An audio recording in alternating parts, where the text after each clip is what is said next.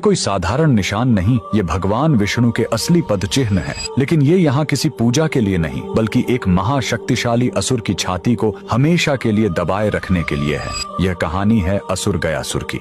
लेकिन रुकिए, वह कोई पापी या दुष्ट राक्षस नहीं, बल्कि भगवान विष्णु का इतना बड़ा भक्त था कि उसने कठोर तपस्या करके भगवान ब्रह्मा से वरदान पा लिया। वरदान था, जो भी मुझे देख लेगा या छू लेगा उसे सीधे मोक्ष मिल जाएगा। यह वरदान इतना शक्तिशाली था कि हर पापी भी सीधे मोक्ष पाने लगा। स्वर्ग नर्क खाली हो गए और यमराज का काम ही बंद हो गया। जब प्रकृति का संतुलन बिगड़ा तो देवताओं ने एक दिव्य छल किया। उन्होंने गयासुर से उसकी पवित्र देह पर यज्ञ करने की अनुमति मांगी। जैसे ही गयासुर लेटा, वह हिलने लगा। तब ब्रह्मा जी ने मृत्यु के देवता यमराज को आदेश दिया कि वो अपने लोक से एक विशाल धर्मशिला लेकर आएं और गयासुर की देह पर रख दें।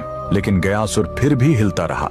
तब उसे स्थिर करने के लिए स्वयं भगवान विष्णु ने उस विशाल धर्मशिला पर अपना दाहिना पैर रख दिया, जो हमेशा के लिए अंकित हो गया। भगवान के स्पर्श से गयासुर खुश था। उसने मृत्यु से पहले भगवान विष्णु से वरदान मांगा, मेरी यह देह दुनिया का सबसे बड़ा तीर्थ बने, और जो यहाँ अपने पितरों का पिंड दान करेगा उन्हें सीधे मोक्ष मिलेगा। और भगवान के आशीर्वाद से गयासुर का वही शरीर आज बिहार का पवित्र गया शहर है, और जिस स्थान पर विष्णु ने पैर रखा था वहीं पर बना है यह प्रसिद्ध विष्णुपद मंदिर। लेकिन रुकिए, इसी मंदिर के बगल में इस फल्गु नदी में कभी पानी नहीं दिखेगा। क्यों? कहते हैं, जब भगवान राम और लक्ष्मण अपने पिता के पिंड दान की सामग्री लेने गए थे, तब राजा दशरथ की आत्मा स्वयं प्रकट हो गई और उन्होंने माता सीता से ही पिंड दान मांग लिया। तब सीता जी ने फल्गु नदी की रेत से ही पिंड बनाए। उनके हाथों में रेत भी अन्न के पिंड के बराबर हो गए, और फल्गु नदी एक गाय और एक ब्राह्मण को गवाह बनाया। लेकिन जब राम जी लौटे तो उन्हें इस बात पर विश्वास नहीं हुआ